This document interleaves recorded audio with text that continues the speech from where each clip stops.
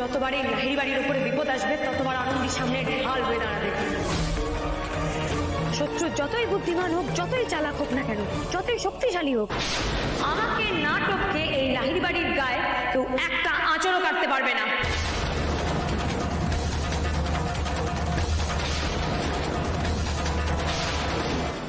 কাদের জন্য দুর্গা হতে চাইছো আনন্দী? ওদিকটা অন্যায়, এই দিকটা নাই, তুমি ভুল দিকে দাঁড়িয়ে আছো। মাসিমা, এই একই কথা মহিষাসুরও মা দুর্গাকে বলেছিল। তুমি পালাও পালাও মা পালাও, আনন্দী ছাড়বে না তোমায়। তুমি যা বোঝার তুমি তাই বোঝো আনন্দী, কিন্তু এই কলিযুগে না ভুলের কোনো ক্ষমা নেই। যে ভুল করবে, অন্যায় করবে, তাকে শাস্তি পেতেই হবে। আজকে তুমি শাস্তি পাবে, আমি তোমাকে শাস্তি দেব।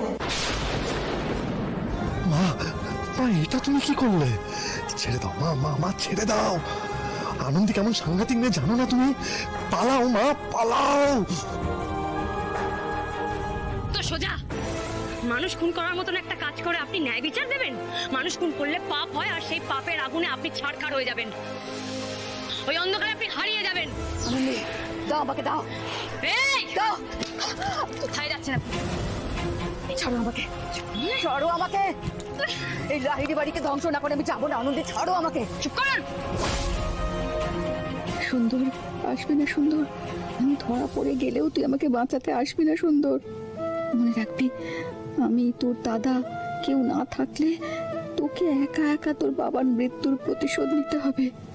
এই লাহিড়ি বাড়িকে শেষ করতে হবে। আমার মাথার দিব্যি রইল সুন্দর।